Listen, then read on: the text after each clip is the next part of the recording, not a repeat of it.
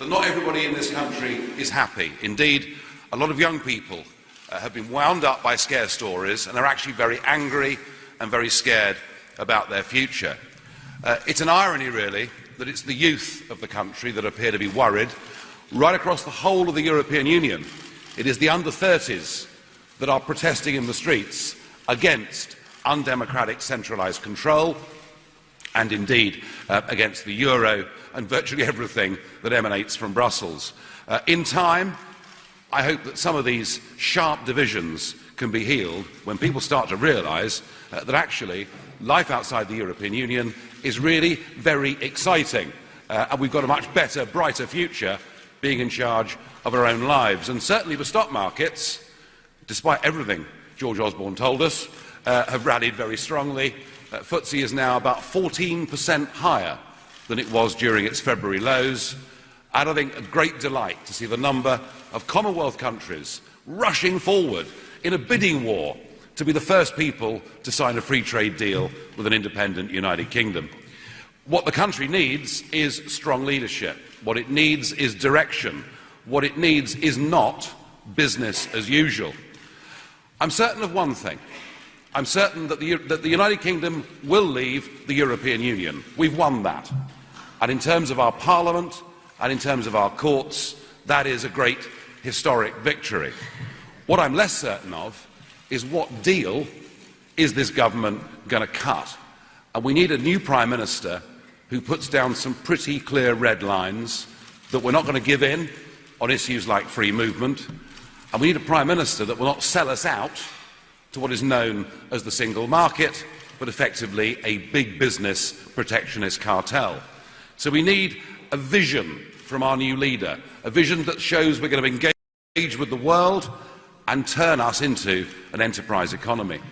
And to do that, and to achieve that, we need a team of negotiators that include figures from across the political spectrum, which reflects that Brexit vote, and crucially, we need some business people who know not only how the world works, but understand the importance of lobbying industry directly.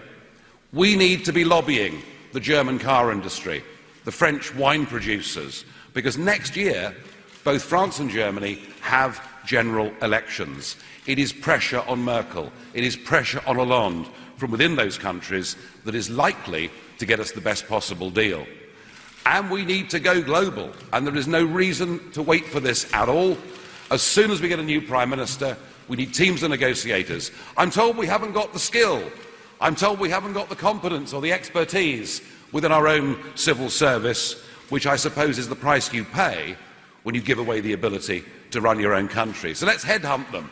Let's get them in from Singapore or South Korea or Chile or Switzerland or any of these countries who've managed to achieve far more in terms of global trade deals than we have as part of a European Union. So we are now in charge of our own future, and I want us to grab this opportunity with both hands. Now, one of the questions that is being asked is, what of UKIP? What is the future for UKIP after this result? Well, we've clearly established ourselves as the third political force in this country, and this year we've extended our elected representation to the Welsh Assembly and to the London Assembly. And there's no doubt that without us, without the growth in UKIP, there would not have been a referendum.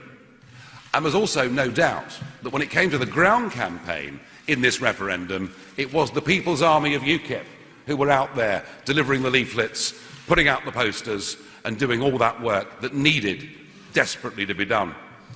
And I do believe myself that it's UKIP and UKIP's messages that inspired non-voters to go out there and make the difference.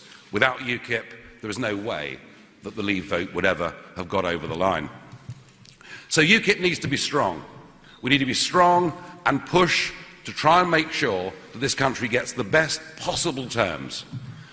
And in electoral terms, well, the party now has built up a very loyal following of people who want to go out and vote UKIP at every given opportunity. And they see us, our voters, they see us as being the one party that's actually prepared to stand up for ordinary, decent people. I feel that the deeper the crisis in the Labour Party becomes, and there's certainly no signs of that going away, and the further the parliamentary Labour Party and the Labour leadership get away from their own voters, I feel perhaps that's where our greatest potential lies. UKIP right now is in a very sound financial position. I do believe we need some reform of its management structures. I think there's further professionalism that needs to be done. But the party is in a pretty good place, certainly compared to all the others.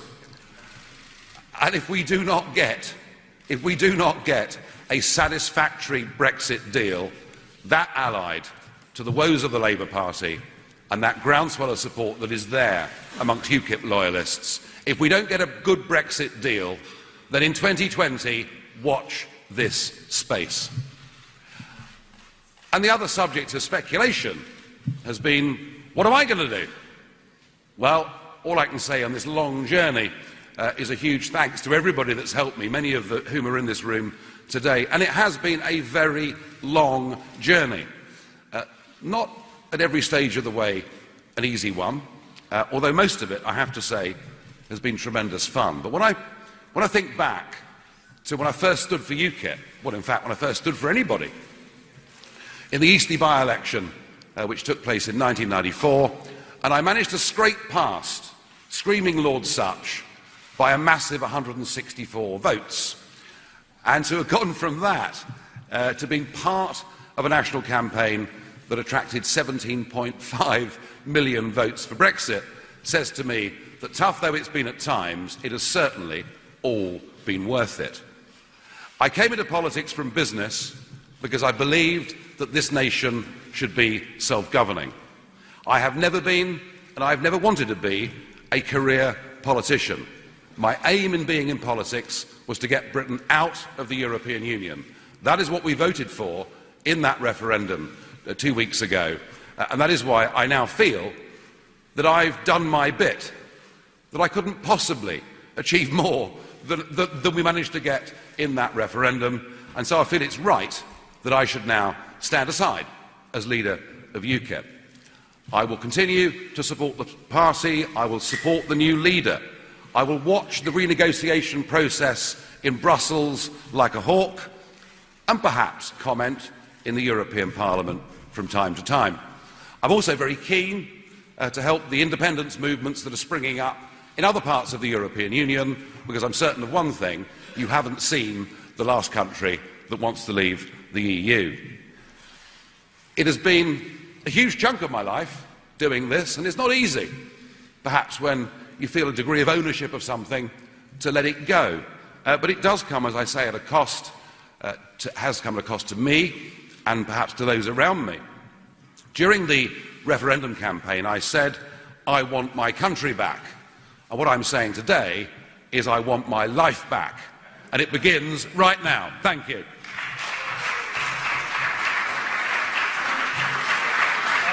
Nigel Farage, formerly the leader of UKIP. In the last minute or two, he has just said he has done his bit. He is standing down as leader of that party. It is right to stand aside. It sounded like it is effective from right now.